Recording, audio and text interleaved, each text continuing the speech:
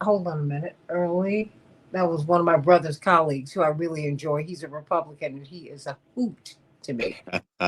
He talked about war pimps. He was talking about the Pentagon some time ago. I said, Jonathan, who was he? He says he's actually a friend of mine. He's a hoot, and I'm gonna have him on the show.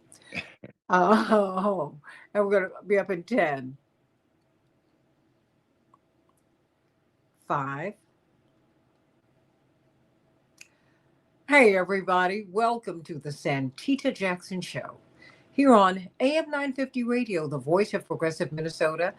I'm with you bright and early this morning, and let's get things going in this time of tumult. I really do hope for those of you who are facing really food insecurity come Saturday, please reach out to pantries all across the country. Go reach out to a church. It might be your church, it might not be. Reach out, reach out, reach out. Many people are filling up these pantries where they can, and they are trying to help folk. So please know that might be difficult, but you don't have to go hungry. But in the meantime, also call your representatives. You might not have who you want, but you need to get what you need from whoever is holding that office because they are supposed to represent you. And we need to get people fed, and we need health care. Not just a healthcare system that feeds the health insurance industry. You need a universal single payer system. And now is the time for us to really begin to ask that question, because we are looking at really a collapse. You are seeing that those who are in power are willing to unplug you. They're willing to starve you out. They're willing to not let you get healthy, achieve health, maintain health. And they're willing to let you go broke trying to stay healthy. Because even with the ACA, and the ACA did do some really good things, but the health insurance industry wrote it and it favored themselves. You need a universal single payer system. The money that we pay to the health insurance industry, would more than pay for a universal single payer system. You might tell me that the VA might not work, the UK system, Canadian system, where they have imperfections, where there are holes, plug them up. Where there are imperfections, perfect them. But I could not say anything more to you as we begin to talk about immigration.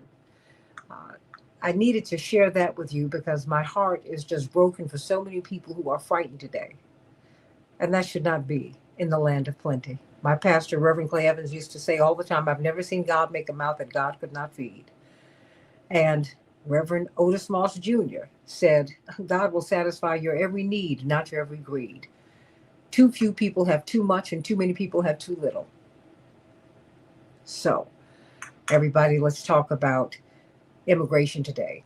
And why is immigration, for refugees, why is that being limited to white Afrikaners? White Afrikaners who did not support Mandela, the ANC, Walter Sisulu, and all of these great persons who really tried to create the Rainbow Nation, who tried and who did break the back of apartheid. Do they still have issues? Of course. We all do. But these are the people who supported apartheid, and they are now being imported wholesale into the United States. Indeed, immigration for refugees is being restricted to them. Operation, what is it? Mission South Africa. That was instituted in February of 2025. That was designed to target South Africans, white South Africans, not even mixed race Afrikaners, because they have that distinction there. And when you get to Southern Africa, to South Africa, and to the frontline states, you really do feel colorism. You really, really do. Even today. That's right. Dark-skinned Black people live over here. Mixed race Black people live over here with Indians oftentimes, and then white people live over there. That's still real today. Sadly, tragically. And we just continue to hope and pray that they will continue to fight their way through that. But right now we are looking at Peter Thiel and Elon Musk and David Sachs and others who are the oligarchs in the United States now who were born in South Africa or in the apartheid region of Southern Africa. And now they're here. And they have the most right wing politics that we can imagine. And no one is talking about it. That is what is so fascinating to me.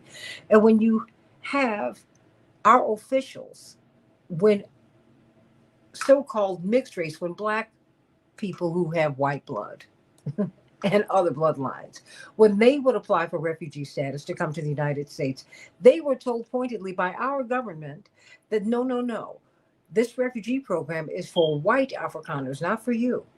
So I guess they got uh, that black check real fast. So let's talk about this today. Let's talk about it. I mean, think about South African President Ramaphosa when he went to the White House and he had this meeting with the president. You know, heads of state, they do not embarrass each other. They might have all kinds of fights behind closed doors, but they really present a united front and they give a good face to the world. That did not happen as Elon Musk and Ernie Els and others stood looking uh, at him in the White House before the press. And President Ramaphosa said, "Well, I guess I just don't have an airplane to give you." I mean, after he'd been insulted and assaulted with the lie of white victimhood. White South Africans are 7% of the population. They own 70 to 75% of the land. That's correct. So, what are we talking about? Victimhood. The difference between Mugabe of Zimbabwe and Mandela of South Africa was that it's very interesting. We knew President Mugabe, James Early, brilliant man that you are, and he he said something that was very telling. He said, "You know, I used to love to visit the Queen, Queen Elizabeth, and he said, honestly, I was quite proud of the relationship that we had, and she was so warm and so welcoming, even as we were fighting for our sovereignty, for our freedom. But guess what happened? She pushed back against him and never had tea with him again when he demanded their land back." He said, "I guess that was the rub all along. Mandela got the vote, but they didn't get the land. They said, we'll negotiate that later." Right. Mugabe said, "I want the vote and my land. We'll allow you to stay, but this is our land." And see, underneath the land are the minerals. See, that's where the wealth is, everybody. Right. That's what made America unique among industrialized nations, that you were allowed to own your land. Remember in Gone with the Wind, Scarlett O'Hara's father, who was one of those poor people from Ireland, he said, "Scarlett, never forget, darling, it's about the land. It's about the land." Because in America, you own the land. And when you own the land, you own everything that you find on it. So I said, look, let me reach out to this brilliant man because I know that you really just given your understanding of our politics, you can help us to understand just what it means, what we are looking at when when we're getting an influx, a massive influx of white Afrikaners into the United States, they're being fast tracked for citizenship. They're not even being fully vetted, everybody. And some of these people are extremely violent. Right. So, you know what? A former director of cultural studies and communication at the Center for Folk Life and Cultural Programs at the Smithsonian, this brilliant man. And I want you to help me to understand what we are looking at because I've given you that runway, but I'm going to step back because I'm going to take notes from you because this is a story that is not receiving a lot of play. Um, we've got at least 300,000 refugees, Afghanistan, Sudan, Ukraine. We've got different people who are trying to get into the United States, and they had the door shut on them. But the South Africans, the white Afrikaners in particular, they have been fast tracked for citizenship. Wow. What does that say to you? Well, in many ways, we know the expression as American as apple pie. We go back to the Naturalization Act of 1790, which was foundational in admitting white people, free white people, which excluded Native Americans, enslaved Africans, and freed black folk. So whiteness is very much in the DNA of the founding of this republic. It's sort of like the genes of history, and we have to always be guarded that those genes will pop up in a new generation. We know that American apartheid, we called it segregation, but it was the same thing. This is quite characteristic of settler colonialists, European colonialists. At the end of the 19th century and the beginning of the 20th century in Brazil, where the majority population identifies as negro y hasta mixcla, mixed race and black, um, through legal designations and financial backing, the importation of European immigrants, blanqueamiento, the whitening of America. What we're seeing now is a blatant, in-your-face racist framework of importing racist white Afrikaners. Not all white Afrikaners supported apartheid. Of their Dutch background, some of them French, but most of them are Dutch background. Many of them fought in the ANC, in the military against that system. But this is a blatant, in your face, make America white again. That's what make America great again. White Christian fundamentalism. Um, and so this is has a historical context. The Chinese Exclusion Act, which was not over until about 1943, which excluded the Chinese. Um, the Irish were integrated. The Irish were once called the new niggers. That was what, and then there was a whitening of that. There was a time that North Africans, Syrians, and the like were considered white. Uh, Mexicans had a similar kind of issue. So this is a part of the founding principles of Eurocentric white America, and now we're seeing the most blatant side. To be a full citizen, to be fully accepted as a validated human being, means to be white. And so that when we talk about white supremacy, I think we tend to see it just as a right wing, brutal, ugly, fascist, lynching group of people. But there's a liberal dimension of this. The poor Negro, let us educate, let us give access to the poor Negro, let us incorporate them into the system in a very paternalistic kind of way. And we have too often accepted that as a kind of racial quota. Um, so that in recent times, we've heard Congressman Clyburn, any black woman will do as the vice president, but it's got to be a black woman.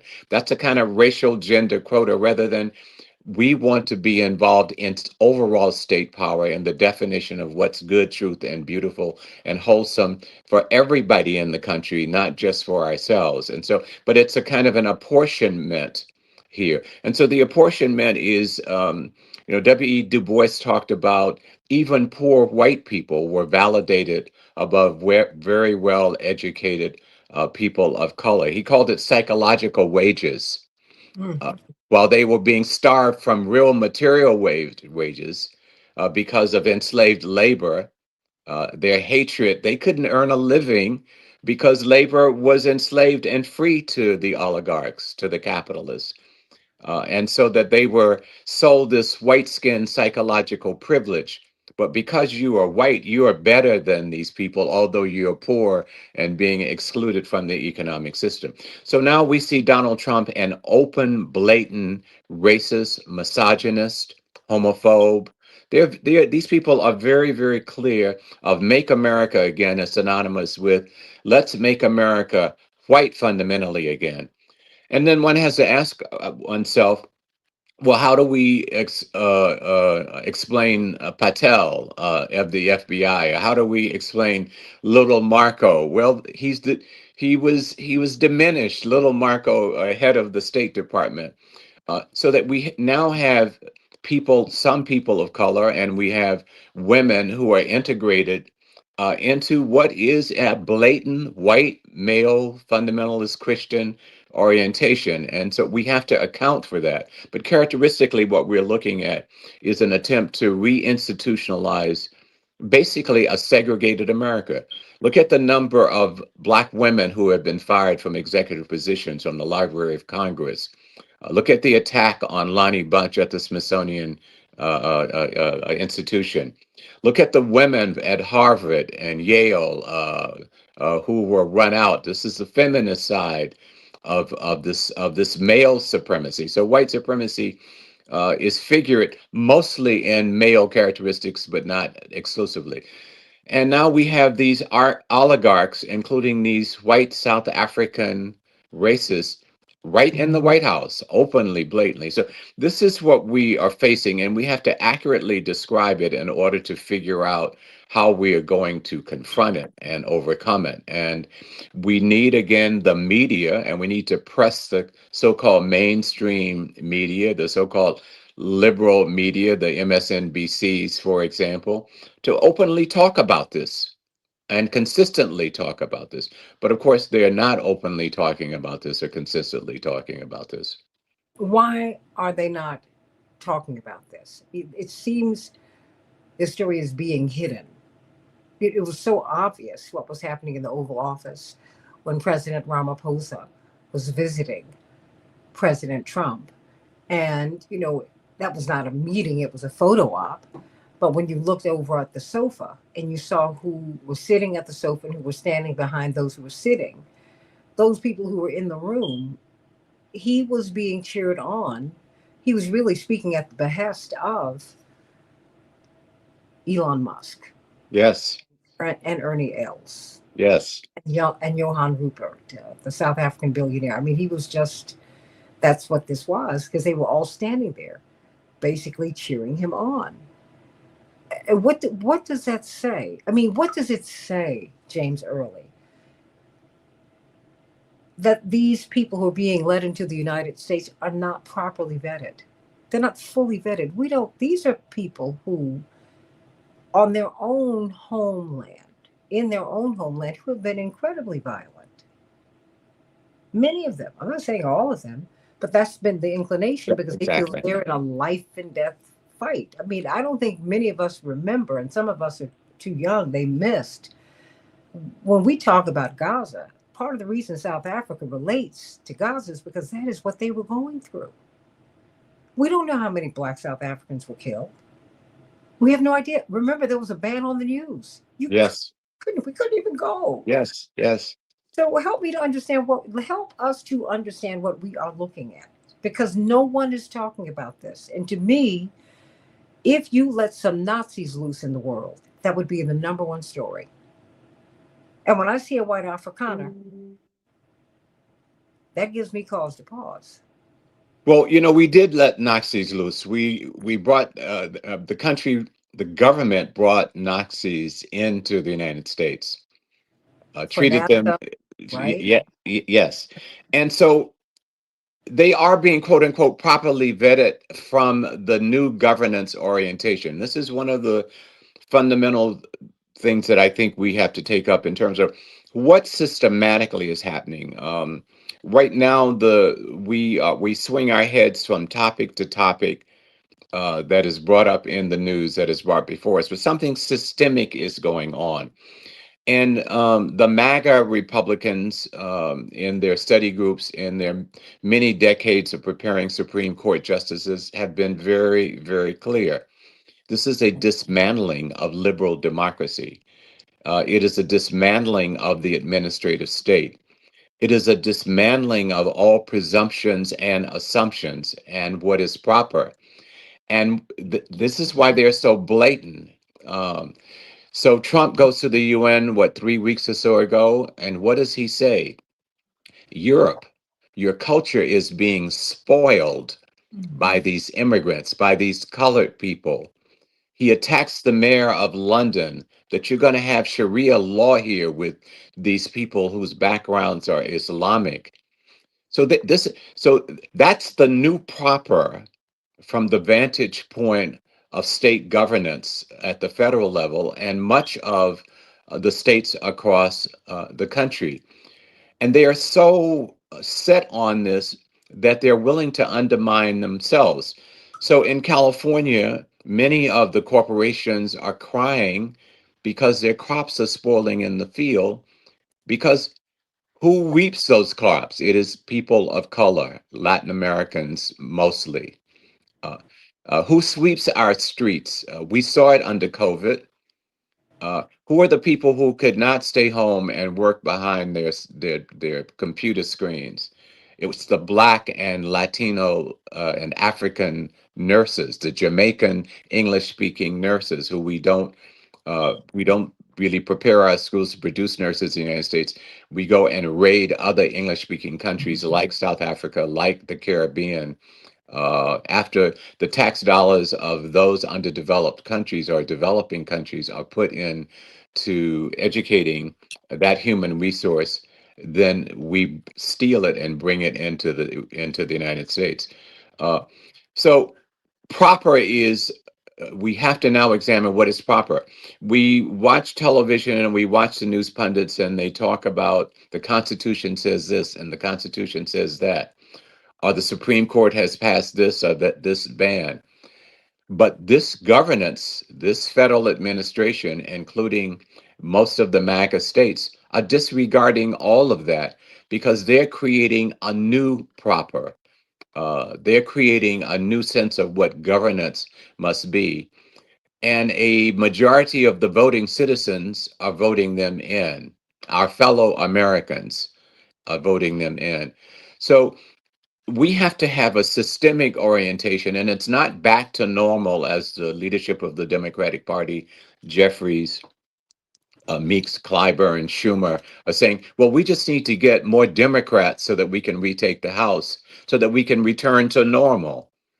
No, we have to think about how do we go forward from here with a new sense of what the normal is, of what the proper is, and how to exercise governance power so that when the Democrats were in with Biden, they didn't want to deal with breaking these bans on debate, and they didn't want to deal with electoral college.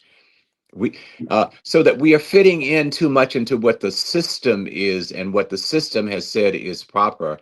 And the system has really changed the rules of the game, but we are still stuck in, but the Constitution says, or let's go to court.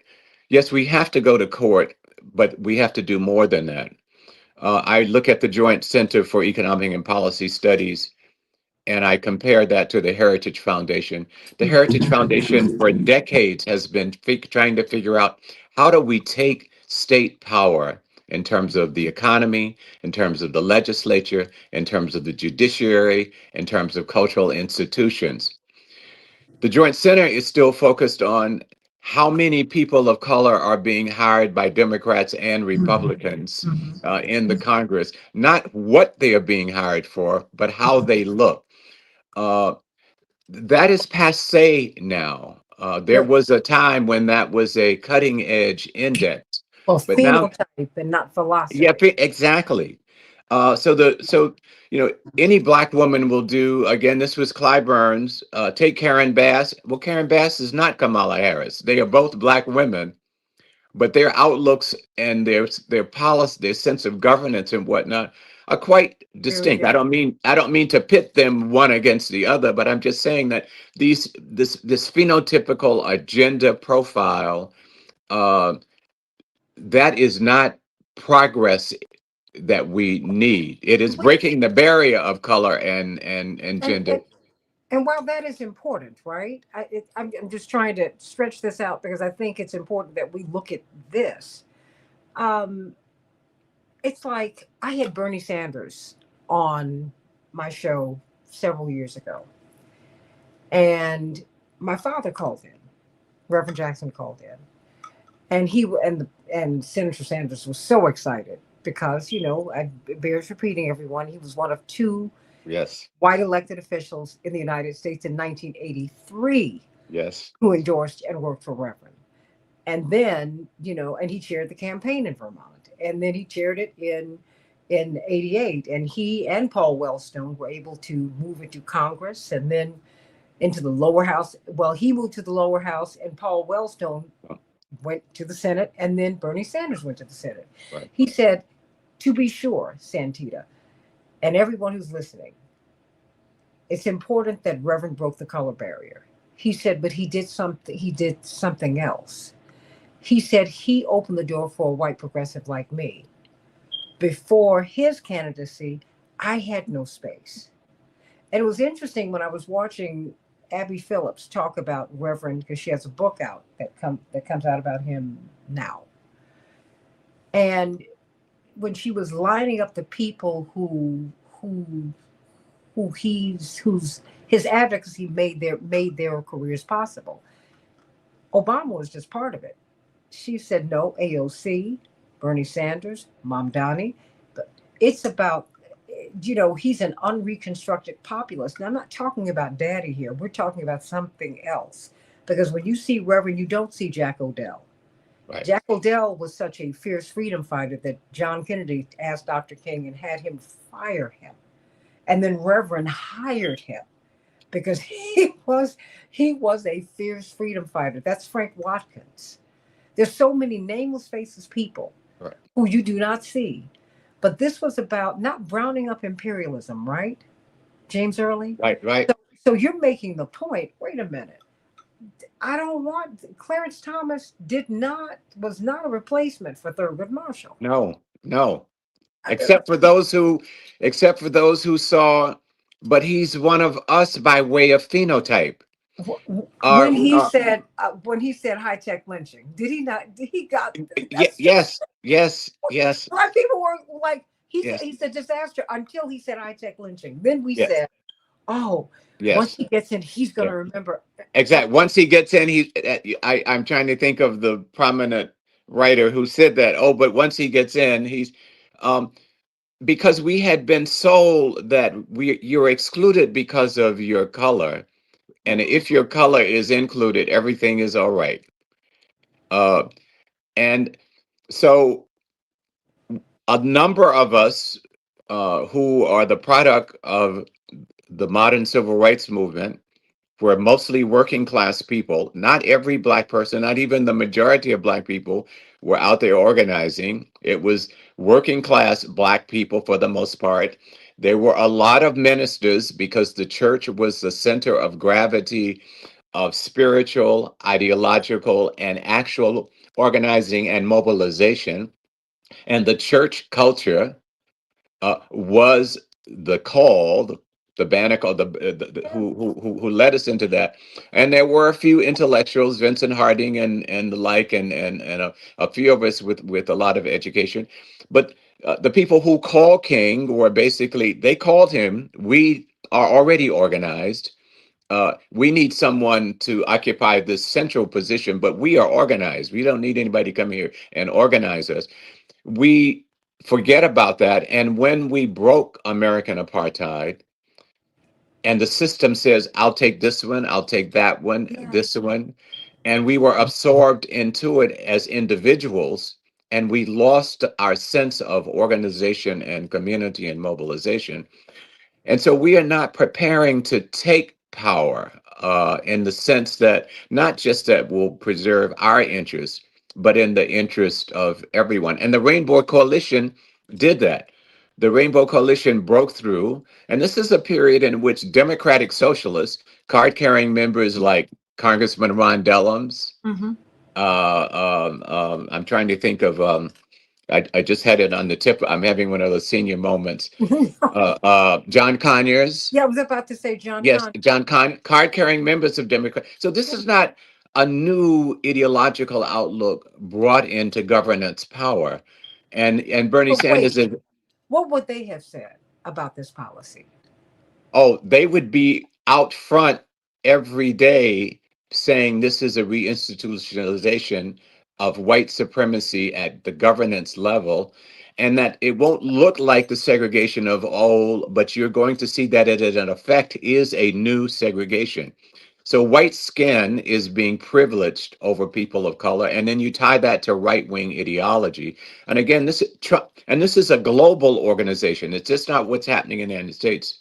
Steve Bannon tried to buy a college in Rome so he could train these people. Italy finally would not let him buy that. But with Bolsonaro in Brazil, with Mhm. Miele in Argentina, Mhm. with Machado, who's supporting the invasion of Venezuela, just getting so the world proper has been turned upside down, inside out. This is not the Nobel Prize to Martin Luther King, No. or even to Obama.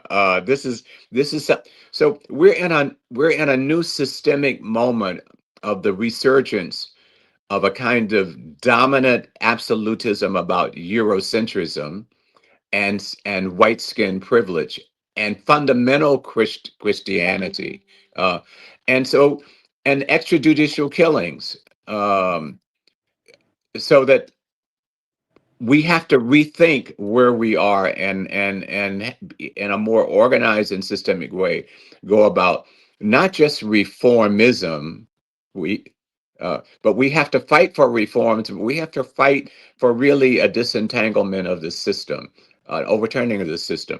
43% or so in the last several to 10 years of young people identified with the term socialist. My guess is that about 99% of them have never read one word of Karl Marx. But what the implication of this is, they don't like the humanity that they're seeing, and they feel that this may be something new about being a human being. About 63%, I think it is, of the Jewish voters in the district where Mandami is going to win this election are voting for him, not because they don't want Israel to exist, but they don't want to be that human being that they are seeing right now. And so we have to take those foundational elements of new senses of what proper is and turn that into a systemic orientation to to policies. The leadership of the Democratic Party has not supported universal health care. Mhm. I mean, that's just absurd. And we have all of these people of color, all of these women, all of these gay people who are now in a position to take that on. The filibuster, they would not take on the filibuster. But wait, see, because see, the way you're going, one of the things I love about talking with you, Mr. Early, is that you give us the historical sweep because you make the point it was the working class black people, not the elites, who supported the Yes, civil rights movement. Let's yes, be very, very clear. yes, Let's be clear that the largest black church organization in the world at that time threw Dr. King out. And yes, though his father was very prominent at the National Baptist Convention, and the president of that convention, Reverend Dr. Joseph Jackson, hated Dr. King with such passion that when they renamed the street that his church was on after Dr. King, King Boulevard, here in Chicago, he sealed the front door shut and opened the side door so that the address of his church would not reflect Dr. King's name.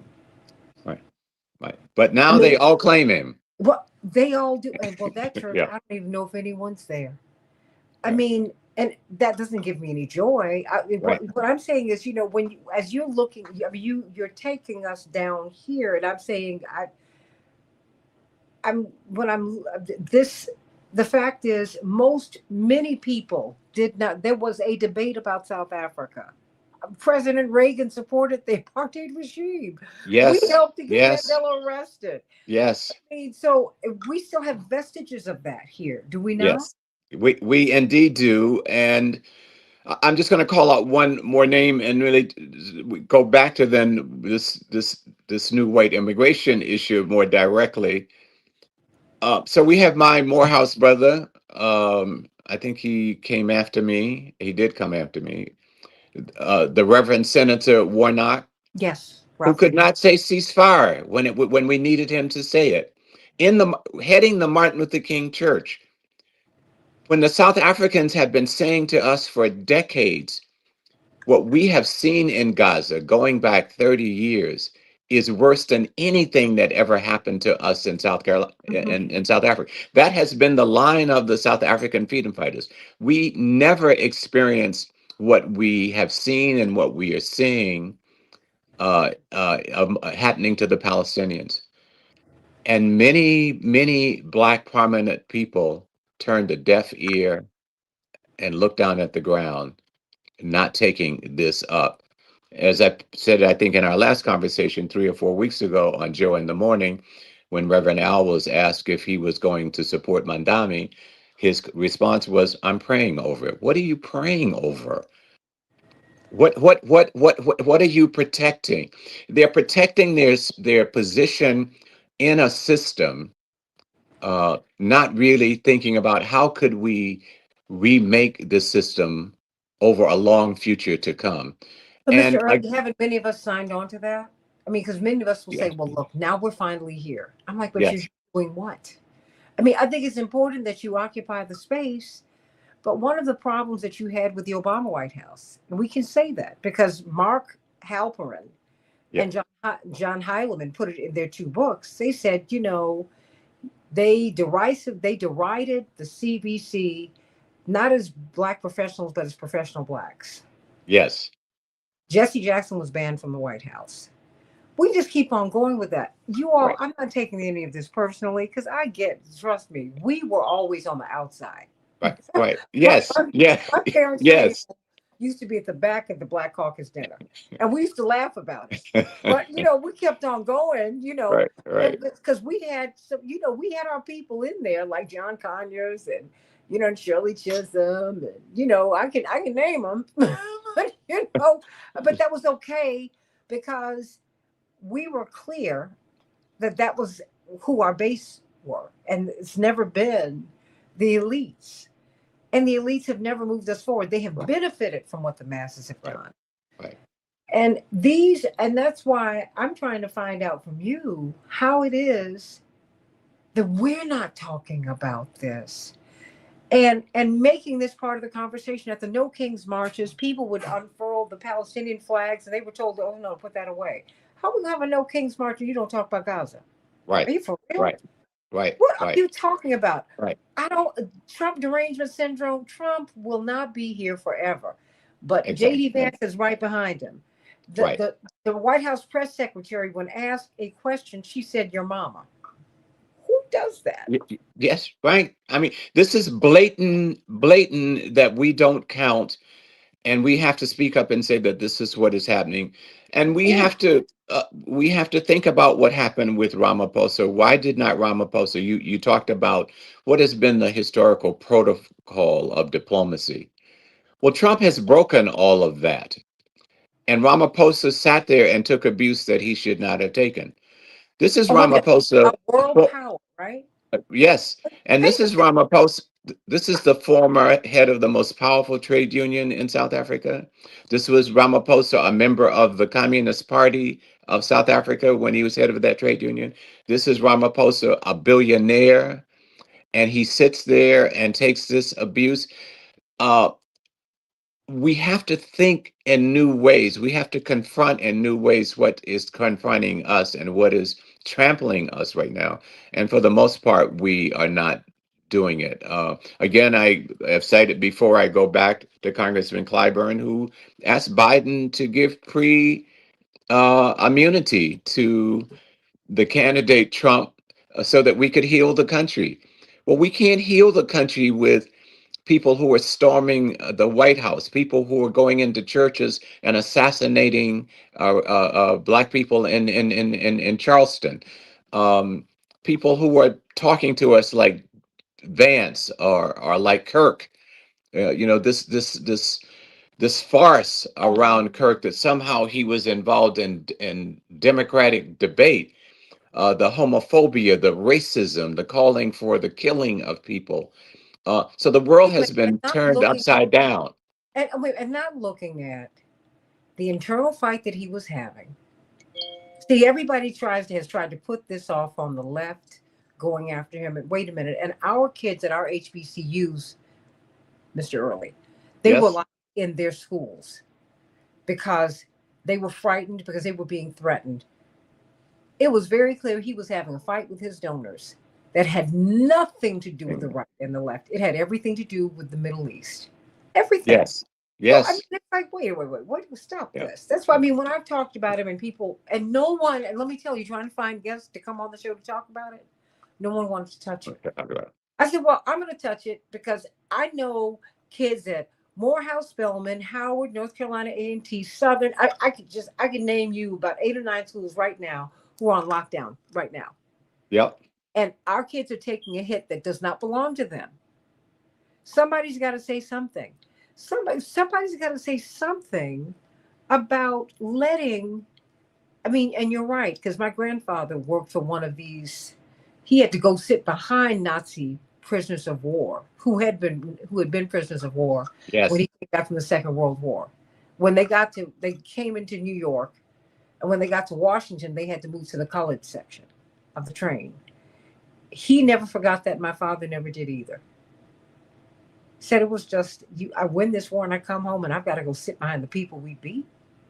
And remember, we brought him over here, and now I'm saying a white Afrikaner, and no Right. one. I mean, and they're the ones.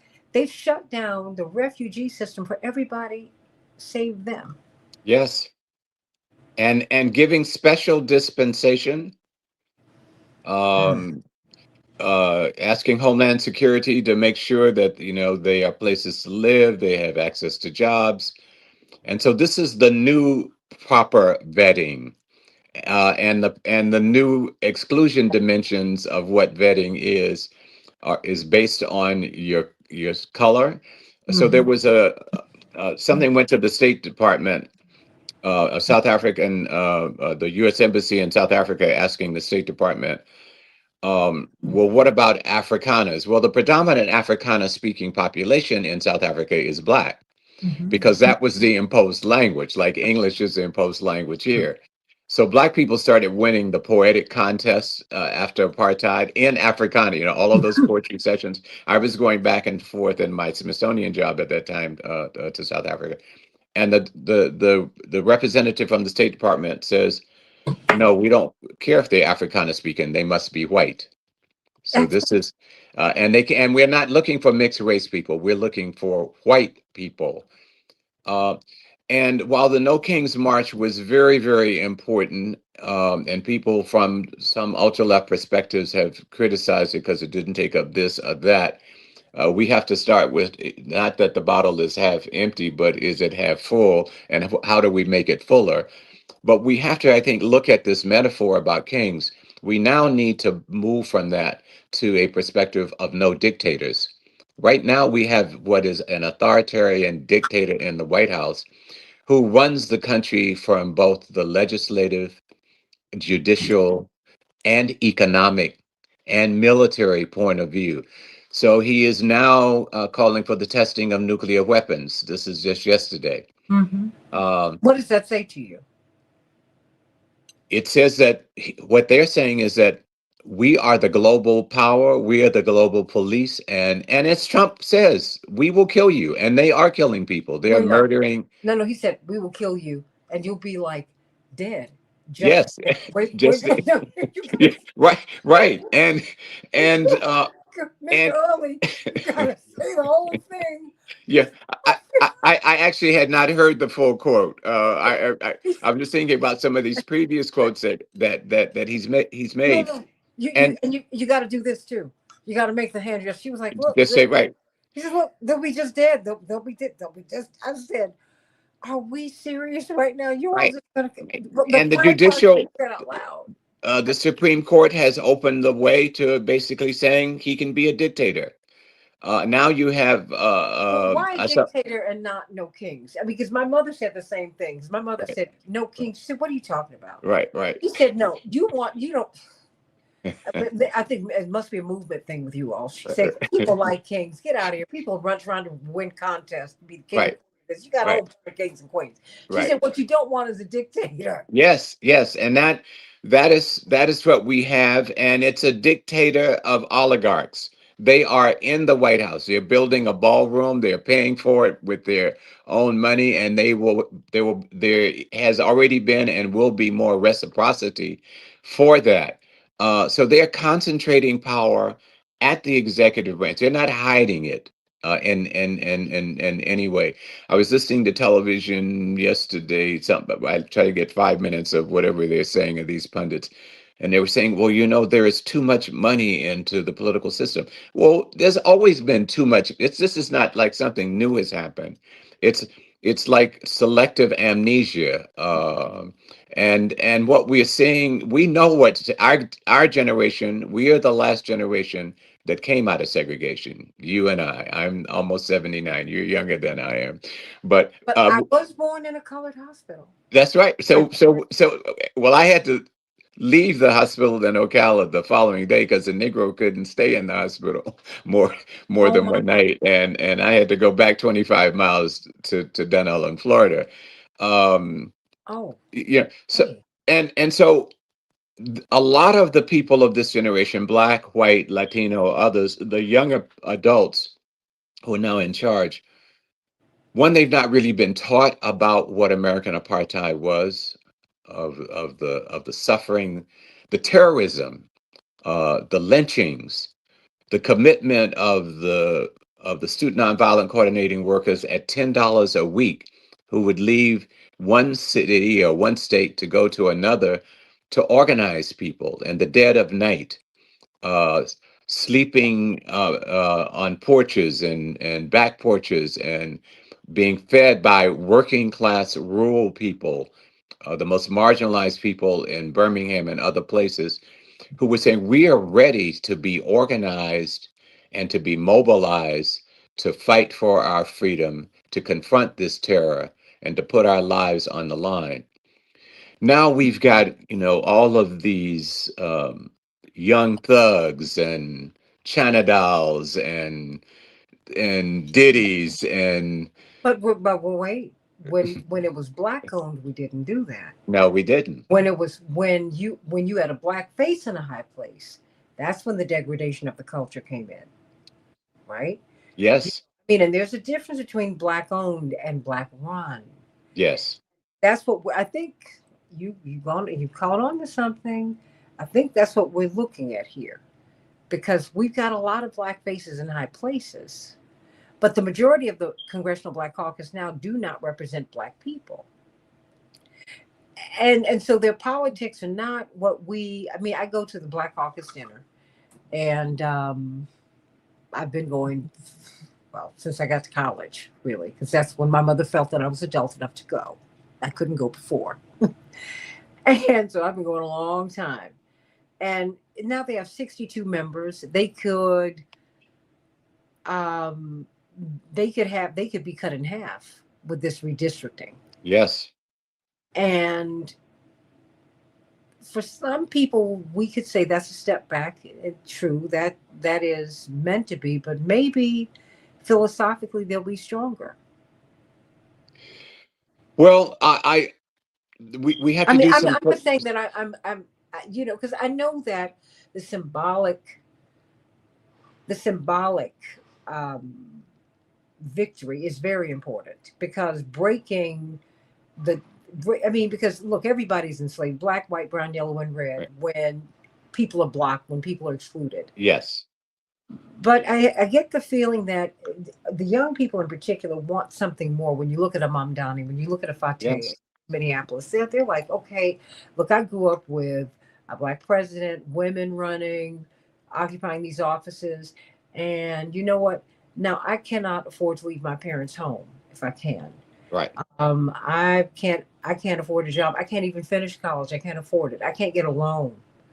I mean, if I finish college, I can't get married because I don't have any money. I mean, they're firing. Amazon is firing 14,000 workers immediately. Right. I mean, Right.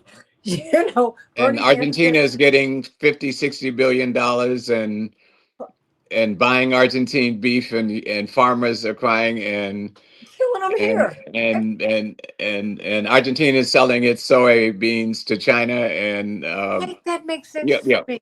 It, this is about finance and speculative and crypto capital and all. Uh, but about what is to be done, I suspect if one were to go back and look at the demographics of the first two presidential runs of Bernie Sanders, we will see the basic characteristics of what we are seeing around AOC or Mandami or the young man in Minnesota. Yeah. Um, and while they are coming in different languages and colors and religion, it is their policy campaign that is attracting people. People are not voting for them because they're Latina or because they're Islamic or because their skin is brown or not white. People are voting for them because of the morality that they're putting forward and because of the governance policies, affordability. And I think there is something here to for us to build on, and this is where Schumer and where Jeffries are probably in trouble, not in the immediate, but this trending. It's not yet a wave or it's not yet a full current, but it is a trending of a new ethical outlook and a new tied to policy that is going to undermine them What do because you? they're not, well, because their constituencies also have affordability issues. Uh, their constituencies, I suspect, for the most part, when you sit down to talk to them of what do you think about what Israel is doing to the Palestinians, they would say this is horrendous. But right now, they're locked into an old notion of representation and proper Mhm. based on skin color, not on policy. Clyburn's district, I think, is the poorest district and has been for decades in South Carolina. It is. You know, nothing has changed. And this is where when Du Bois talked about psychological wages for white skin privilege for poor whites, there is a kind of inversion of that, of psychological wages of the symbolic, that someone looks like me is sitting there. I used to joke when I was at Morehouse, Morehouse every year, I suspect other schools do this. At the beginning of the new year, they publish what recent graduates from the last year have been doing. And I remember Edmund Barry Gaither, who founded the African American Museum in Boston. He's just retired. Mhm. I think Barry must be about 80, 81 now. He was 2 or 3 years ahead of me. He was a major person in the anti-war movement in Atlanta, Georgia. Most of that was centered around Emory. But I came up with this scenario. Morehouse might publish. John Doe is head of the Napalm Company. He's now the new exec, and Barry Gaither is head of the anti-war movement. And somehow that symbolicness was equal. Now that's a fictionalized Yeah. perspective, but that's the kind of representational politics that we got into, of wanting to be a part of the system rather than wanting to change the system. And so and Martin Luther King was talking about changing the system. We've entered a burning house. He came to that level of awareness. Malcolm X came to saying, no, it is not your skin color that is the ultimate market. Racism is real, but it is about the humanity that you want to be. And if you got blue eyes or green eyes and blonde hair, and you think about the world that I want, you can follow me. I'm not just following you. You can follow me. But the other people were locked in. No, we're locked into a skin color proposition. And so, with this new immigration of whiteness, there is a book by I think it's Nadine Brown and Yaladi Matos, called "How Whiteness Shapes U.S. Immigration Policy."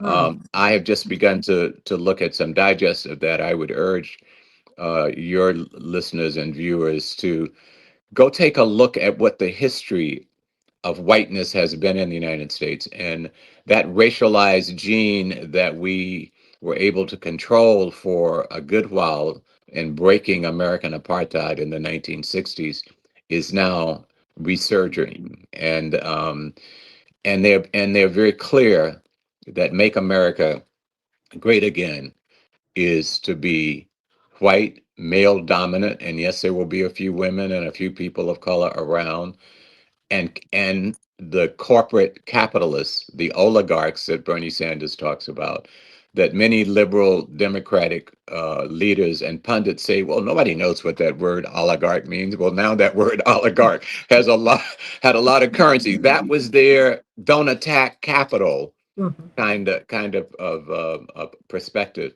and this is the context I think that we're seeing these South Africans being privileged. And they're just not white South Africans. I mean, this comes from They're the farm. a racist context. As Yeah. you said, they control 70% of the land, and they're what 7% of the population. And as Mugabe was doing, he said unused land should be made accessible to the general public that needs land, because this is where food crops are grown, in addition, where the minerals are. And this is the racism that we're facing. I was just interviewed by someone from Norway about the attack on the Smithsonian African American Museum, and I said to him, "Okay, you have to have a slightly broader context. The attack on the Smithsonian African American Museum is the racialized banner that they're attacking. It's DEI. I was sort of, although we didn't call it DEI when I was the Assistant Secretary of Education and Public Service at the Smithsonian, what is called DEI, that was in my purview. I had many Black people in different museums who would say, James, you're Black. Why are you concerned about these Latinos? Or why, this is before the gay movement became a really full democratic movement. There weren't, in the arts and the museum world, a lot of gay people. Yeah. Who would come to my office. There was a prominent, globally known gay man Mhm. who was one of the assistant secretaries, but his was about the environment. Mine was about diversity. So they came to Mhm. me, and I said, because the post is the assistant secretary for the entire Smithsonian. It's not I'm the Black person for Black people. Mhm. And yes, I'm going to protect and organize Black interests, but I'm going to qualify that that's progressive. This is about the Black Caucus too. We now have to look at the Black Caucus through a progressive lens, Black progressive lens, not just a Black lens. We have to look at the women's movement through a progressive women's movement, not just the women's movement. And Why? because breaking the color barrier, breaking the gender barrier were fundamental democratic advancements of people who had been excluded, who could now bring their visions, their sense of being a human being into the public space, into the mix of discussion and debate and compromise for the well-being of the society at large. Contradictions always there and debates always need to go on. That was a major breakthrough to break through the racial barrier, to break through the gender ceiling. But it's not enough. When that becomes the ultimate, then it obscures what are the ethical views, the philosophical views, the moral views. And it gets down to just select any Black woman for the vice presidency. And they're all the same because they're women and they're Black. But no, that's not ever true. It's not true of our aunts, our mothers, our uncles, our nieces, our cousins, our families. We are all a family. There are men and women in it, but we're made up of different sentiments, different outlooks, and we know the debates that we have in our families ideologically Mhm. and politically, because we are human beings with a will to pursue what individually we want to pursue. We're not locked into a Black gene or a woman gene or a gay gene that automatically we should all think alike and be alike. Uh, I don't call Clarence Thomas a traitor. Mhm. He's a smart man. He's made decisions. Um, I don't call people Uncle Toms. They make decisions. They make a decision of what they're going to compromise over, and I think we have to begin to treat them as proactive thinking human beings who look like us, who come from the same place that we do, but they don't want to go where we want to go, Mhm. and so they have to be left behind. They have to be cut off. We just, if we do it only on the basis of gender and skin color, then we are not going to make advances on top of the advances we made in breaking American apartheid and opening up the next ground of liberty for women and for gay, lesbian, transgendered people who have always been here. Mhm. James Baldwin, Langston Hughes, Audre Lorde, um, and they made great public contributions, great universal contributions. And personal contribution. And personal sacrifices. They worked. They brought their pain into the public space and said, "Here I am." They took a Paul Robeson saying, "Here I stand. Yes. This is who I am, and I'm being here because I want to enhance the public space. This is not just about my individual perspective." And so I think we have to rethink a lot of things again of what is acceptable, what are the protocols, what's proper, what is democracy. Is democracy we vote in a voting rights act so that we can include more people, and then the next majority comes around and says, this is democracy, I'm voting it out? That is a flawed construct about Mhm. democracy. Well, it's we have to decide whether we want a democracy, right? Because George Washington had the option to become a king. He said no. We just put that behind us. We're a constitutional republic, not a Yeah, constitutional monarchy. right, And right, getting to democracy is something we're going to have to continue right. to work toward. James Early, what would you like to say before we go? Boy, oh boy, I'm always so invigorated. You Yeah. got me up this morning. I think we have to look at our existing institutions and how much they have contributed through our churches, through our sororities, through our fraternities, through our other civic organizations, our businesses. We have to do a honest assessment of what are their strengths and limitations and recognize that past strengths that have not changed may now be a limitation in the new environment. And we have to groom and educate and select people that understand what state power is about through the vantage point of everyday citizens as public servants, not as representatives who go off and become professionals, but who are the concentrated expression of of the debates within the communities of interest that select them. And their responsibility is to say, I think I have the wherewithal to see the diversity of the whole. Each of you lives in a part of that whole. You have not assumed that it's not that you can't see the diversity, but you have not assumed that responsibility to be a representative. So I have to look at the whole and help you understand. I have to help you map what our diverse interests are, and I have to propose to you what the compromise of the common welfare would be, and elect new leaders who stick, who we stick to. We have a responsibility. We release them and wait every 2 and 4 years for them to come back. No, we have to be on them daily. So petition and demand of our present representatives, start to identify these new young people that we see in these currents of the AOCs and the Mandamis and a lot of, and I'm sure Chicago has some that I'm just unaware of. Every place has some about a new protocol, a new sense of what democracy is, and elect them and work with them And support them.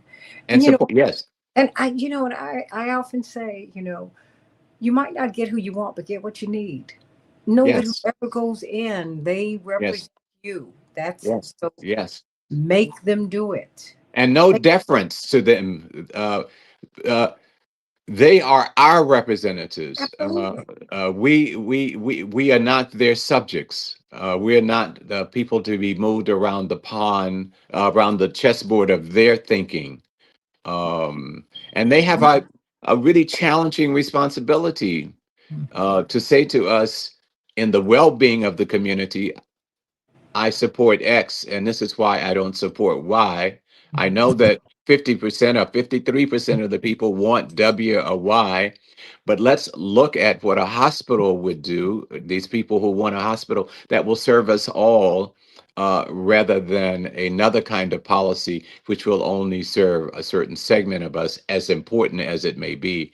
That is what the common good is, trying to figure out the common good, the compromise about what the common good is. And so that's what I would say to us. We're in deep trouble as a nation, and particularly that segment of our nation who is looking for the expansion of democracy, not just the protection of what we have achieved, because the majority of our fellow Americans who voted in the last election voted for a return, not to the Democratic Party perspective of normal. They voted, let us go back to segregation, and they're executing that. And we see it in who has been fired, who was fired from the top of the military, the two. Although I had a lot of critique about their role in the Gaza slaughter, uh, they were replaced basically because they were black men, not because of they were not carrying out what they were being told by either the Biden White House or what they might have been told by the Trump White House.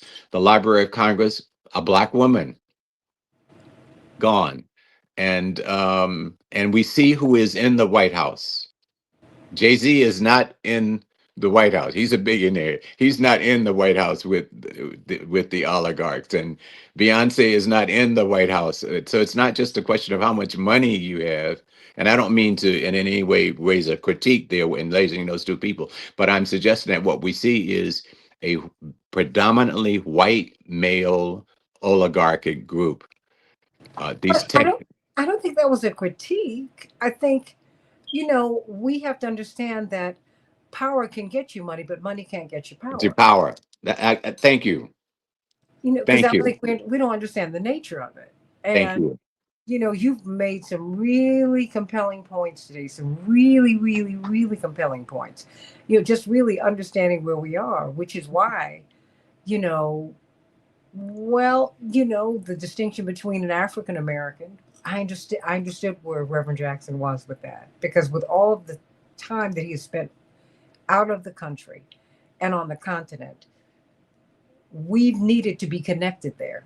Yes, Everybody is connected to their ancestral origins. yes. Everybody else, because we were ripped away from it. He said, "No, you must be."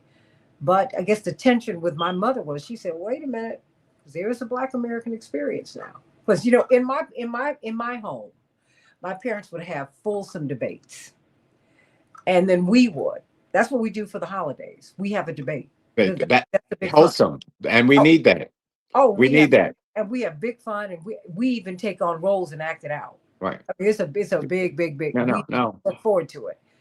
And the thing is, what we have to do is, I had Malcolm Nance, uh, the uh, the veteran, and I like him tremendously. I have a lot of respect for him.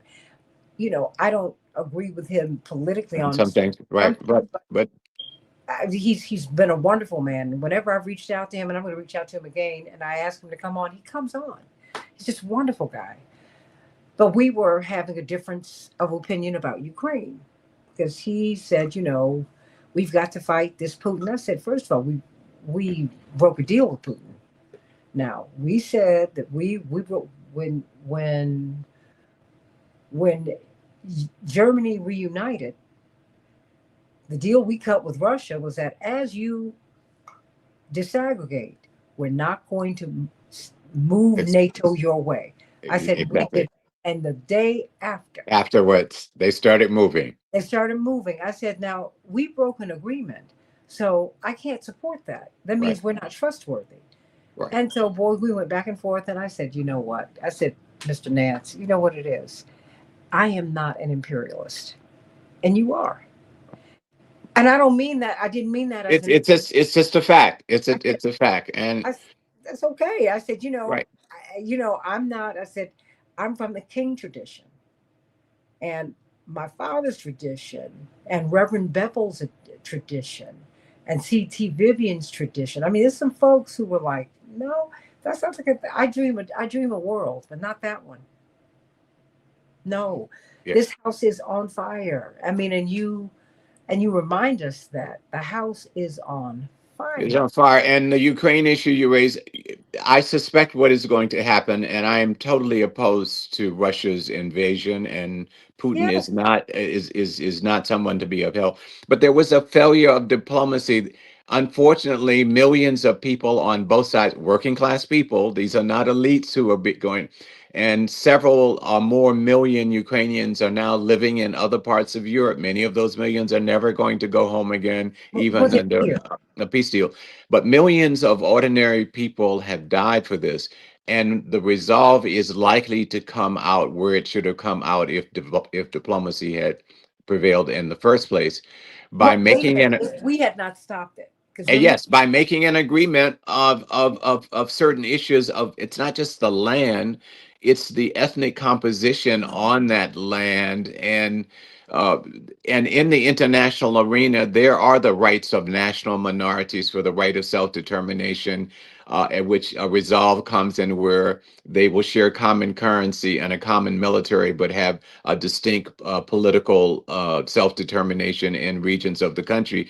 That's likely still to come to pass. And Trump is to be given no credit. I mean, in effect, that's the content of what he is pushing, but he's not to be praised for that because that's a, and John McCain was over there, and there are Nazis involved. Not every one of them is, but John McCain was over there courting all of this, and so was Biden's son, and so we have failed to exercise the power, the moral and ethical power of the United States to help bring just compromises. And it's a compromise. It means somebody is going to give up something, but there's a sense of justice there rather than just naked open power. But now we're letting millions of people be killed in this crazy spectacle. Um, in any event, we have to speak about this whew, immigration policy and the resegregation of America. This is what is going on, and it is blatant. And it is not just Trump. It is the representatives from all of these MAGA states, and it is an ineffectiveness on the part of the leadership of the Democratic Party, not on its voting base, but which is abandoning the party either by not voting or by beginning to look at some of these social democratic policymakers. It's around the edges. As I said, it's not yet a wave or a new current, but it is a tendency that we need to watch. And people can recoup themselves if they we have to say to Jeffries, you could always change your policies. This is not personal. We're not coming after you personally, but you got to change your policies. Booker, you've got to change your and that's they seemed unwilling to do that. Greenfield, again, as you and I talked the last time, could not have an Andrew Young moment when she was representing the Biden administration at the UN. She should have resigned, saying, and of course, two black colleges who had invited her to speak said, "No, no, we're not going to now accept you to speak because you don't represent our humanity." mhm. And your position, Alec Morehouse, those young men at Morehouse, I was so proud of them. They did not keep Biden from coming, but they raised the issue. This is not about him as a white man. It was about this slaughter that's going on that they did not want to be a part of. And so we have And to they support that protested. kind of They sentiment. stood up and protest. Yes, Good. yes, I'm yes, like, wait, because at some point, you know what my mother says, Mr. Early. She says, look, if God wanted us on top of of those ships, that's where we would have been. But we were in the bowels. yes. And we have a special moral responsibility having been under the boot of oppression. And I'll never forget that as long as I live. Because the depths of oppression and marginalization in its inverse are the heights of democracy that we should reach for. Hmm. So all this discourse, this normative discourse about the middle class, no, the middle class is not the measurement. No, It is the poor and the marginalized that's right. that's the measurement of where democracy must go. not the, because just to talk about the stabilization of the middle class is saying, yeah, we accept the fact that poor people exist and we'll live with that, and marginalized people, and we'll live with that. No, that's where the index should be. And this is what the civil rights movement, um, this is where people were coming off plantations, Mm-hmm. people who could not read and write, who said, I am going to go and study enough to be able to vote. I'm going to risk my actual living. I'm living on in a plantation house. I'm living on plantation wages. And I know if I step off this to try to become a fuller citizen, the risk is twofold. Mm-hmm. I could lose my house and my job, or I could lose my life. And they did in many instances. And when Fannie Lou Hamer, and she was a concentrated expression of a broader group of Black people who were locked in to the sort of feudal dimensions of the post-slavery movement. They were not in the working class. They Mm-hmm. were in a feudal kind of, and she said, and in very encyclopedic terms, I'm sick and tired of being sick and tired. And that spoke volumes. That spoke volumes. And the Mississippi Freedom Democratic Party coming to Chicago, these white men do not represent us. And we have to go back and draw on that legacy. I was young and idealistic, and I think this is a characteristic, having a utopian view. And when I was 18, 19, and I didn't think Dr. King represented anything, but did I learn quickly when I got around Vincent Harding and those people, and I began to recognize, whoa, in the public space, at the center of the public space, I think he was by far the most radical American alive in the public space. There were a Absolutely. lot of people who made significant contributions from the margin Mm-hmm. that forced the public space to think in different ways. But he knew that they were going to kill him because they had been threatening to do that. And he said, I can't, ain't nothing I can do now. Like no matter which way I turn, I'm out. I'm out. So therefore I'm fully in. I'm And fully in. I and won't get that's there with you. but that's okay. Yeah, but that's okay. Yeah. That's okay. I mean, because the thing is, I've seen the promised land, and Yes, I might not get there, get and there. Right. that is fine. I can tell you, when my father was going to run, he had to sit down with the five of us because the very real, at that time, no one thought he was going to live. They said, I remember Jack White wrote in the Time magazine article about him in '83. He said, he's tempting fate on so many levels. Right. Right. And some of our people would say, if something happens to him, Minister Farrakhan said it, I'm not going to be responsible for what happens. We didn't think he was going to make it through. And he said to my brothers and my sister and I don't want, he said, Dr. King gave me an assignment and I've got to follow it through. Yeah. He said, and baby, if I go, that's why Daddy has worked to put you all in school. Because I need you to get up and pick up that baton and run. Because I want to leave a world better than the one I inherited Yes. and than the one you were born into. Yes. And at some point, I guess it's poetic justice that he has a fighter's disease, Parkinson's, and he's got the most severe form. I remember when Muhammad Ali was diagnosed. My father actually flew. He was running for president at the time, and he flew in to see him at the hospital, and he walked him out. And I said, "Wow!" And when that happened at the time, I said, "There was something about this," because then my father's father was diagnosed with Parkinson's just a Wow. few years later, and I knew it was an inherited disease. But Disease. still, in my mind, I was kind of like, "Hmm." And the thing is, you know, the fight is what it is, and we need everybody in, and we have to decide, as you just said, oh, Mr. Early, the common good. What is it? Who is it that we are? Not who do we want to be, who are we supposed to become? And what did you say? The measure is not the middle class. I keep No, thinking about that. no, What are you no, talking no. about? The measure is the bottom, the margin, the most. the most excluded people, the most excluded potential genius, the most excluded potential Mhm. scientists, who are the most uneducated, who can't get access, but Mhm. who we know what happens with human beings when they're put in a wholesome situation. They skip generations because the mind and the aspiration. And I think we have to do a mapping, an assessment. What are the positive developments? We have achieved a lot. I argue with a lot of young people and a lot of my left friends who are, and I am of the left. I came out of the organized socialist movement, was fortunate enough to be able to maintain a position in the public space, but was a part of an organized group. I didn't learn my leftism on a university campus, it was in a political organization. We have achieved a lot. People say we don't know anything about our history. We got the Schomburg. We got the Marlon Spingarn Research Center at Howard University. We've had tremendous intellectuals, men and women in our community, in the sciences and engineering. I mean, we made the red light, you know.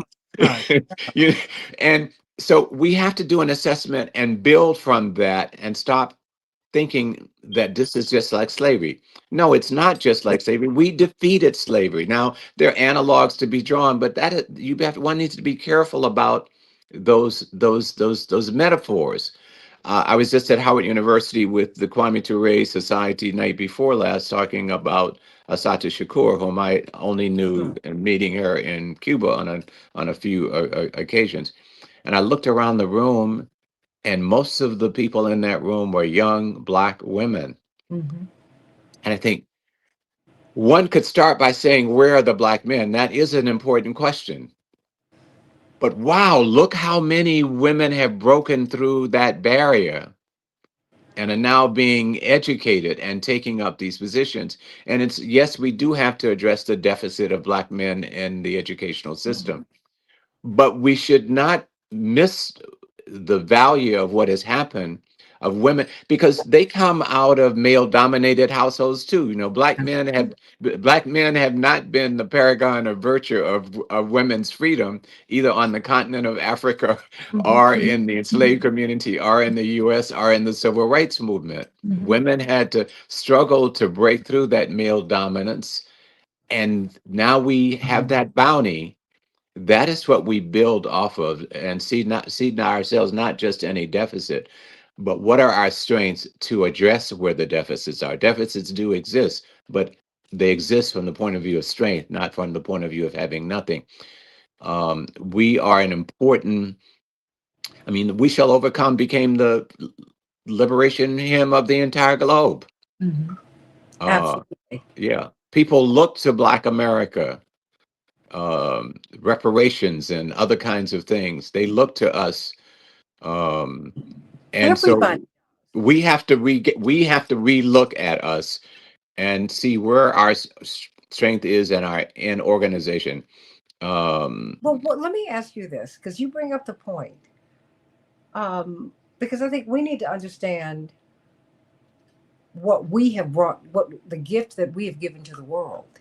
yes, I mean, Michael Jackson came out of Gary, not Ghana. Not and I yes, love Ghana. I love it. yes, yes, It's something that we created here. We fought the biggest, baddest empire in history, and my father said, "We've never lost a fight. yeah, Eventually, we always won." He said, "But if you don't fight, you're guaranteed to lose. If you do fight, you just might win. right. But we're going to win." And Dr. King said we're going to win. I mean, all of our leaders have told us, keep on fighting. You're going to win. What are we missing? And I would say this to my white, brown, yellow, and red brothers and sisters in the audience, because we can all learn from each other. And the most enlightened among us really do understand the pivotal role that the Black struggle has played in America, right? What don't we understand about the Black contribution to freedom and to this American project? I think we fail to educate ourselves about our history and we have looked at symbolic reflections of our history of who is placed where in positions that the white dominant society occupied, but we have not examined how did they get there and how did we get where we got. We are the crucible, we are the test case.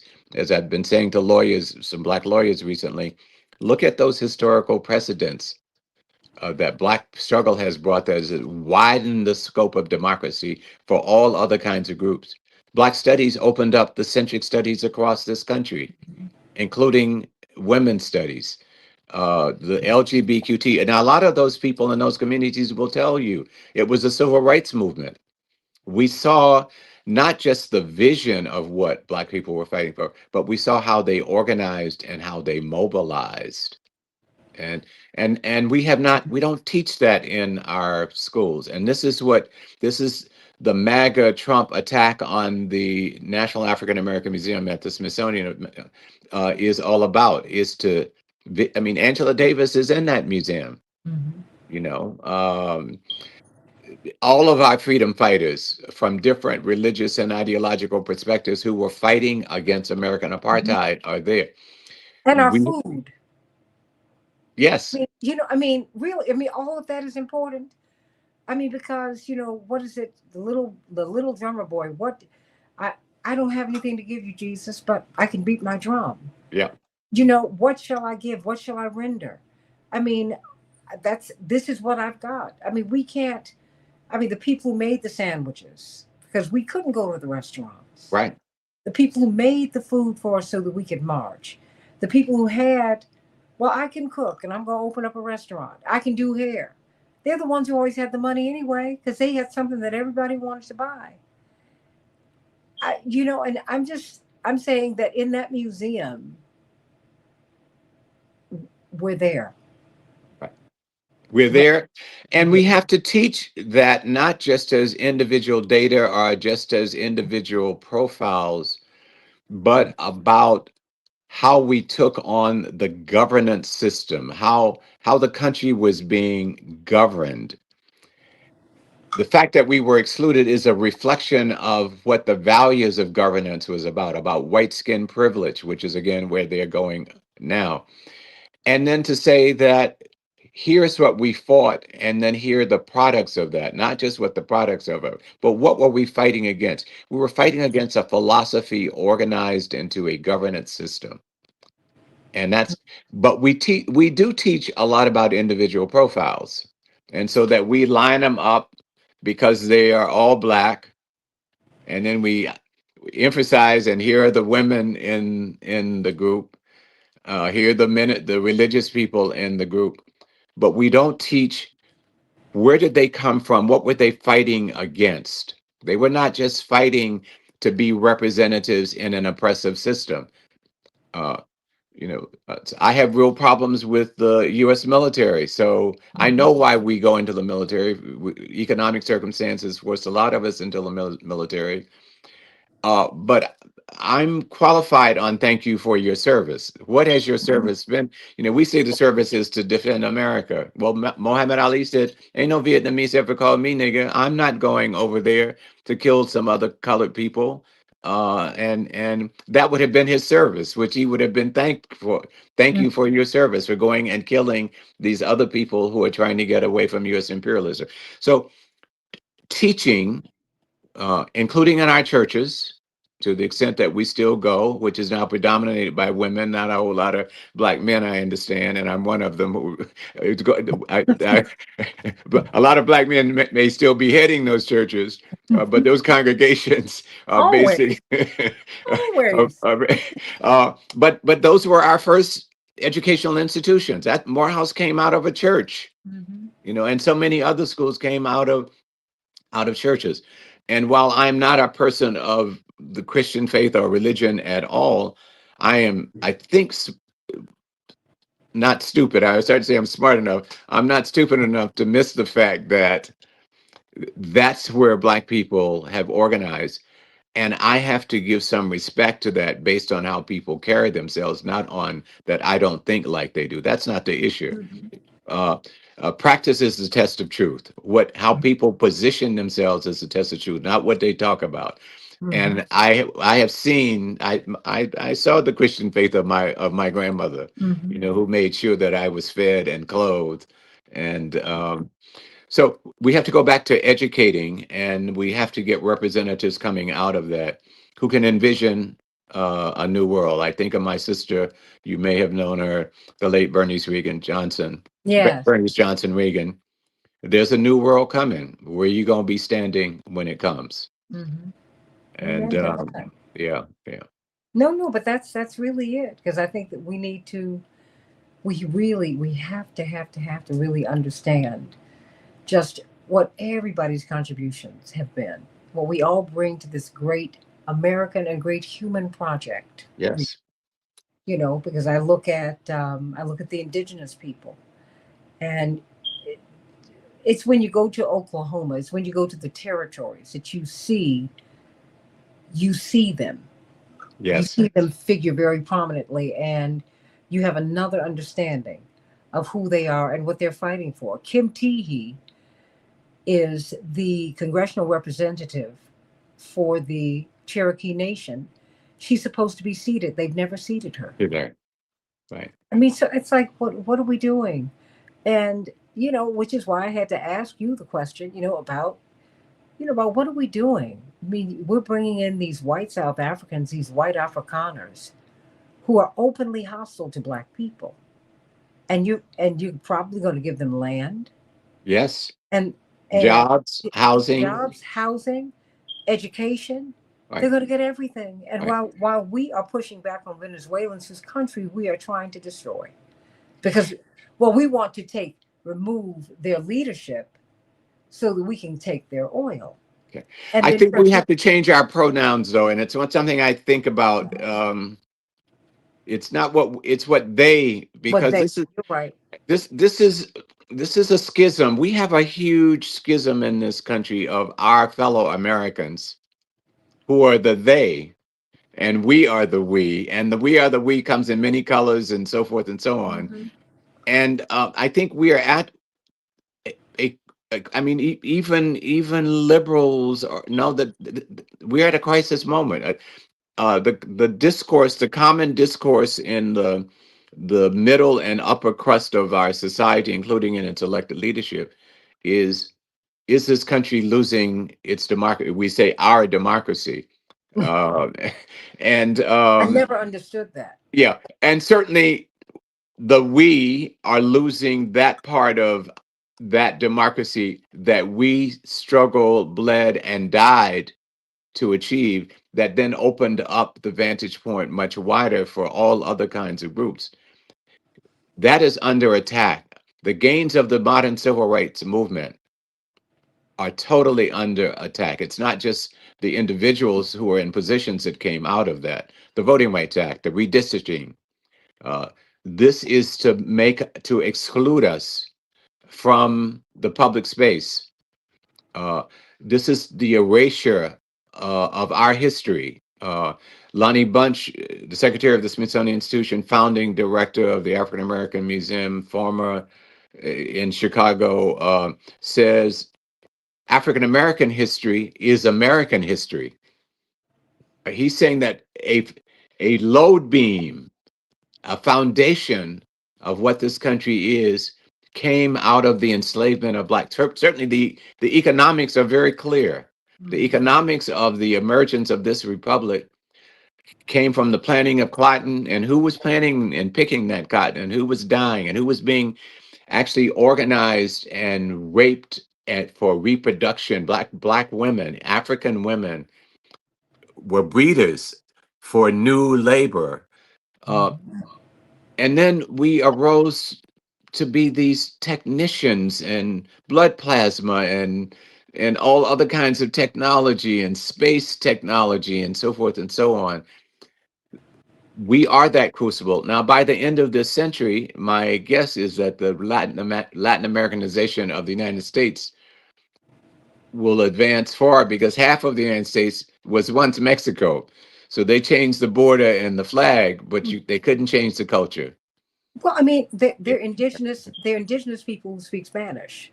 Yes, You know, yes, that's, yes, let's keep it 100. Like you said, yes, pronouns. We need to get clear on our history. yes, This yes. wonderful young man on YouTube, Rodrigo Ignacio, and he talks about colorism in the Latino community, specifically in the Mexican community. Yeah. He's very, very, very, very honest and earnest. And we have to we have to really, as you said, get our pronouns together, be clear on, and wait a minute, be clear on, what did the song say? Which side are you on? Which side are you on? Yes, right, right. You know, what do I could talk to you forever, but Yeah, right. I do have to ask, what what is the administration trying to reshape the African American Museum into being? What is it supposed to? What are their objections? Are they trying to remove exhibitions? What are they trying to? What are they seeking to do? What is clearest, two things are very clear, that this is a racialized attack on all cultural, educational, museological institutions. That's the front door to go horizontal. And they have also made very clear in this attack on the African American Museum of a qualification on the new Latino Museum, which has been authorized, the Women's Museum, which has been authorized. So they are censoring. They're saying that these institutions should tell a positive story of the achievements of America, which means lowering the quotient on what you say about slavery, on what you say about misogyny, of the discrimination against gay and lesbian people. They want to limit, and or erase that. It's not to close down the Smithsonian. And we're moving to what, the 250th year of the institution, of not just not of the Smithsonian, but of the country. And they want to use that as a monumental new narrative, new national narrative of make America great again. But the African, as I said, everything is a racialized attack. On the immigration question, it's people of color. Mm. It's not on Europeans who are here illegally, and there are a number of them. It is on brown and black people that they attack. So that's what's going on. They want to take over these institutions, rewrite a narrative of what is the official narrative of being an American, and it is to make America great again, going back pre-civil rights movement. They don't. So the Malcolm X being in that museum, or Angela Davis, a communist, being in that museum, and so forth. We will see a censorship on that and a erasure of that, and an emergence of a new narrative. What the orientation is about. The destruction of the Department of Education, um, which has been a hotbed of DEI, because Black people and other excluded people struggle to make sure that their stories were in the American narrative and the institutions. The attack on public schools, the privatization of schools, which is a kind of white flight in many ways. So that's as much as I can discern at this moment. I think in the next several months, this administration will have a majority on the Board of Regents. The Smithsonian is a public trust, which means in juridical terms, it does not come under the executive branch of the government, as does the National Endowment for the Arts, or the National Endowment for the Humanities, or the Department of Education, or the Institute for Museums and Library Services, and where the heads of those institutions are appointed by the new administration and passed by the Congress. The Smithsonian has its own policymaking body of 3 members of the House, 3 of the Senate. I think there's 7 or so members of the public. The Chief Justice, the position of the Chief Justice of the Supreme Court, and the position of the Vice Presidency. So in several months, they will have a majority of MAGA types, with Vance and Roberts, and I forget this right wing Cuban American now out of Florida, who's already on the Board of Regents. And so I think there will be a question of whether the Secretary of the Smithsonian will be dismissed. Um, I think, and the Black Caucus think may have issued one statement, and I was with a group of black lawyers the other evening on Save Our Smithsonian, and one of the responses was, they got a lot to deal with. Well, they're not effectively. I mean, they have people on committees of education and culture. We need to hold them. They're not stepping forward. We need to hold them accountable. They've got people who are dealing on the immigration, who are assigned to immigration committees. They need to be talking about this whitening of America, the closing down on immigration from countries where people of color or from non-Christian religions are coming in, and the upgrading of white South Africans, English-speaking South Africans coming in from a apartheid. uh, we're not holding them accountable, and most of these are good people, that I Mhm. would love to go to a basketball game with or have a picnic with, but that's not why they are there. And they're there to deal with governance policy, and they're not being addressed, except vote us back in the majority. For what? That's the question. What are we voting you in for? So that you can uphold the filibuster? So that you can continue to support the bombing, the slaughter of Palestinians, so that you can be silent on the question of this white immigration, or not deal with the issue of the pending war against in Venezuela. Um, Are what we ready to yesterday? ask those questions, let alone answer them? Because some of us are still very. I heard all through. I don't hear it as much, so it's very interesting. When President Obama went in, I want someone who looks like me. I hear that a lot. Oh, Yes. someone who looks like me, and I'm like, oh gosh, really? Because I'm like, I don't know.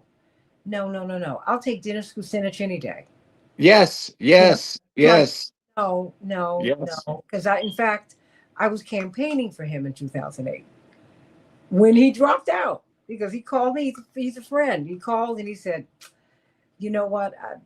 I'm not getting any support, I'm not getting any traction, and I'm going to get out of Obama's way. And so, if you would, I'm asking people to support him. I said, well, I have to step back because I'm not satisfied. I'm with you because you're a real progressive, and I'm just gonna have to let this play out Right. Right. because Right. I'm not. I don't. I don't participate in politics this way. Right. You know, someone. I know Bernie Sanders.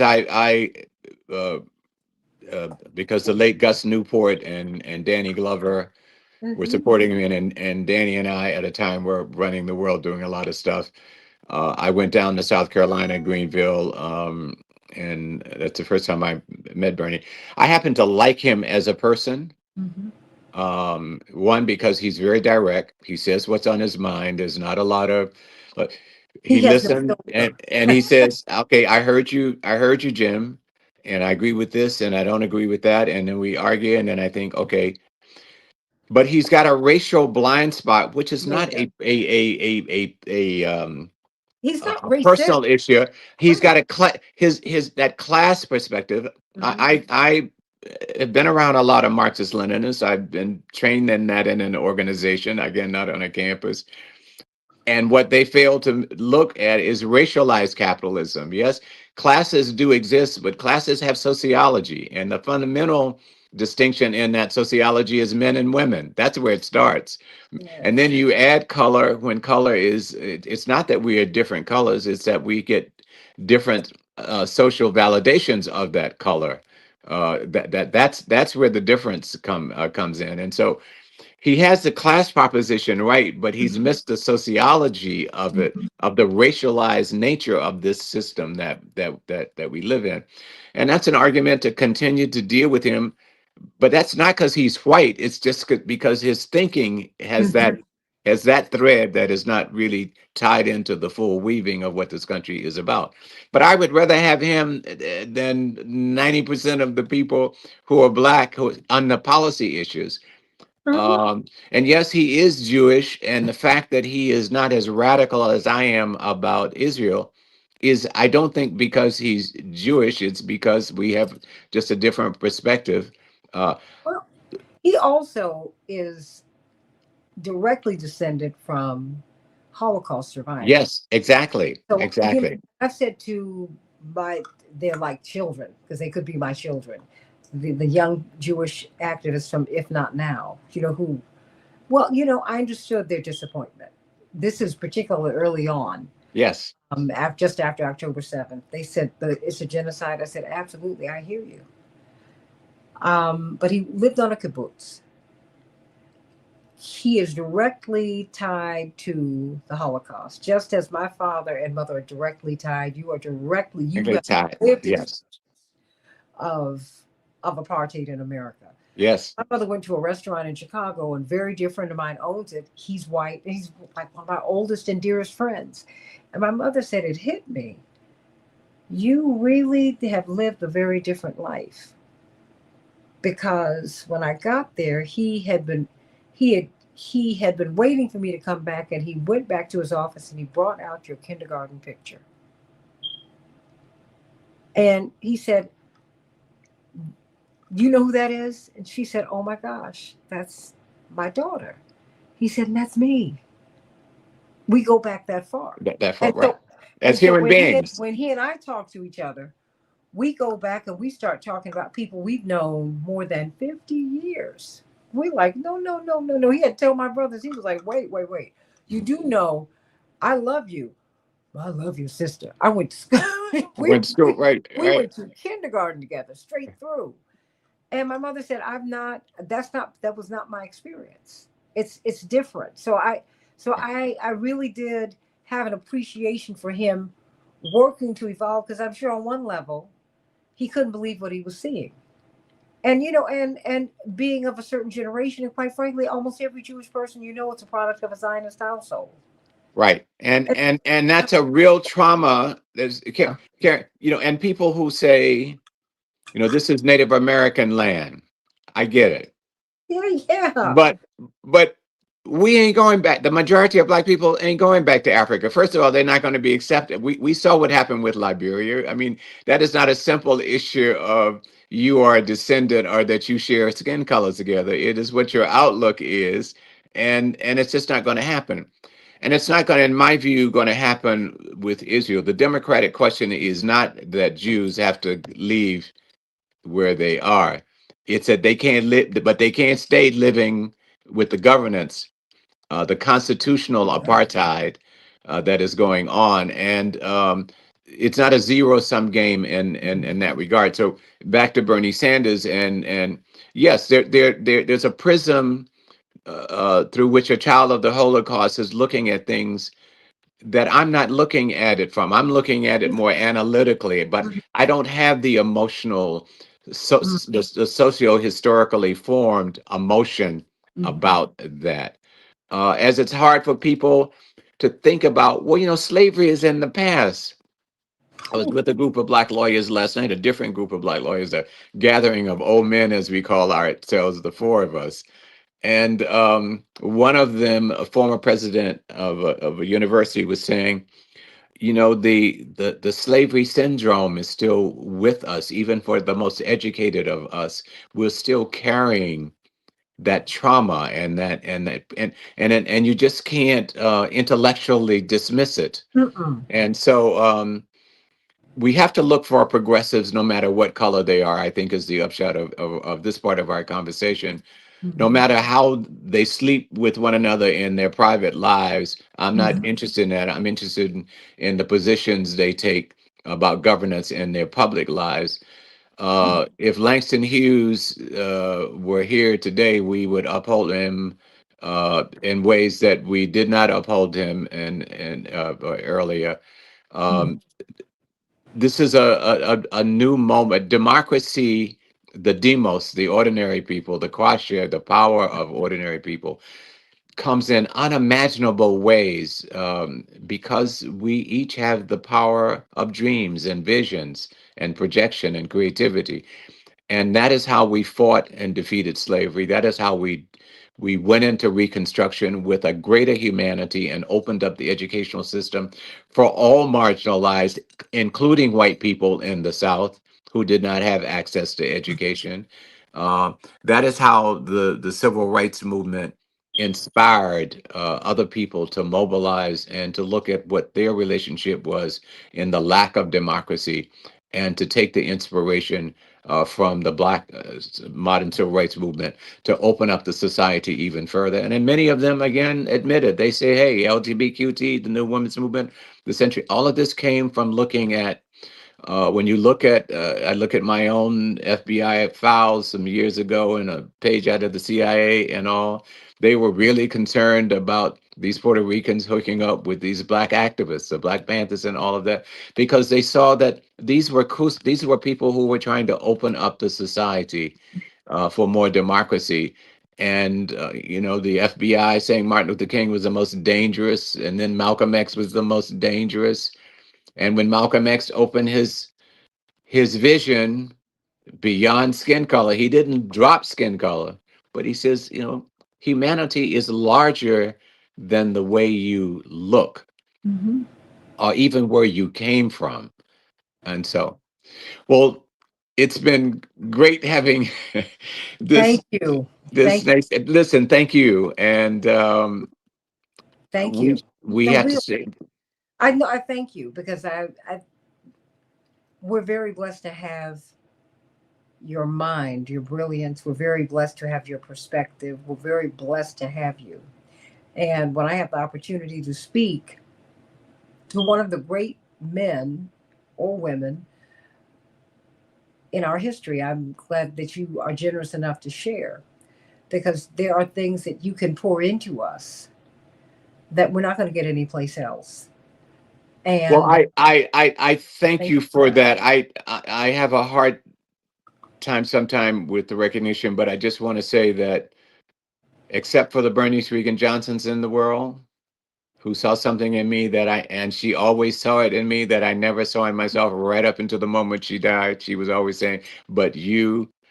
So how other people have helped me as they were helped are Vincent Harding, Mm. who Yes, absolutely. who gave me a job when I was kicked out of Morehouse. Well, I actually have a degree from Morehouse, but they suspended my degree because we took over the administration building. And he sent a message to me saying, "I understand you need a job. I have a job for you at the Martin Luther King Documentation Project, working on these SNCC papers in the Theological Center at Atlanta University." And the next year, he says, "I want you to apply for this fellowship, Southern Education Foundation, and come up to the Institute of the Black World and work with me." I never really worked directly with him, but I met Mary Baraka through him. Mm. I met Lerone Bennett and all Yeah. of and all of these people. And then he called me into his office the next year and he said, "I think you should go to graduate school." I had not thought about going to graduate school. Go talk to these people at the Ford Foundation. And they gave me 5-year money.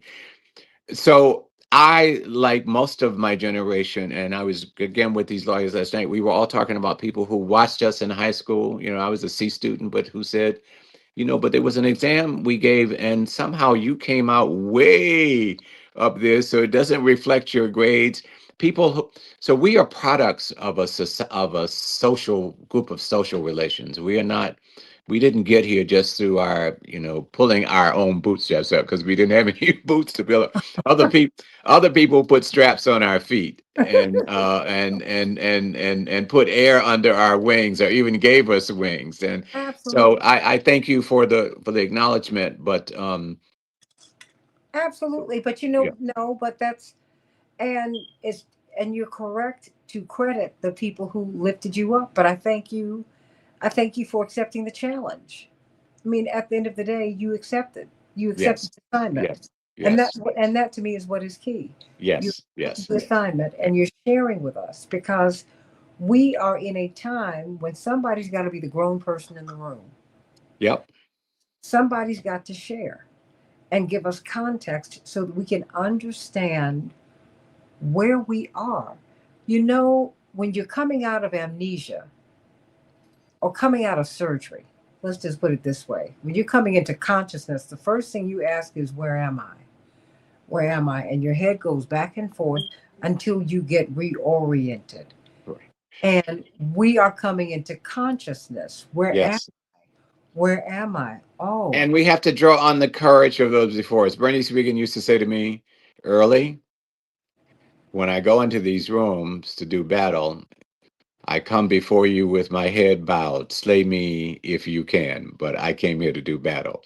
And I think, so many people have been slayed Mhm. because they came to do battle and they opened up the new front for the rest of us. And I think we have to reinstill that we didn't come to fit in, we came to change. and Exactly. and and where what exists has merits for what should exist, we will take that and acknowledge where it came Mhm. from. uh, and if it's a quote unquote, they were not my founding fathers, but if they had a thread of truth, that was a thread of truth. It's not about their personality, it's about this is a principle that we should take forward.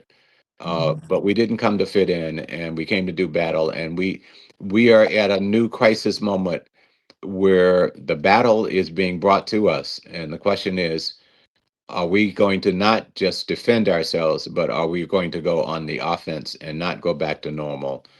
So it's got to be two pronged. We got to defeat MAGA and Trump, and we have to get beyond the centrism that leads the liberal Democratic Party. That's not about the millions of people who are in that party. Uh, it's No, it's it's about it's them. it's right. It's about the system and the limitations of the vision of the leadership. And Jack Odell, I remember asking Jack Odell about your father's second campaign. I interviewed him in a paper called Frontline. And I Mhm. said, so you're trying to become the third party?" He says, "No, we're trying to become the second party." And I thought, it took me a long time after the interview to think about that. That's where millions of black people are, Jack Odell said to me. And Jack Odell was a member of the Communist Party earlier. Absolutely. And he said, when I saw the modern civil rights movement coming, he didn't stop having his communist perspectives. He said, Mhm. that's the proper organization for the advancement. The term was still Negro at the time. Mhm. That's the proper organization for the advancement of the democratic rights of these black people. Absolutely. And that's where I'm going to join. That's where they are. That's where I should be.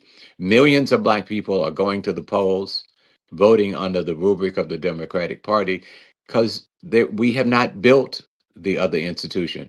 So Mhm. we go in there, and it is through that we turn what is into something else. It may not in 50 years be called the Democratic Party. It may be some third party variant, but it's not going to these little pop up campaign party. Every 2 4 years we say, "Oh, here's my new party." No, that doesn't work that way, because you got 2,000 people.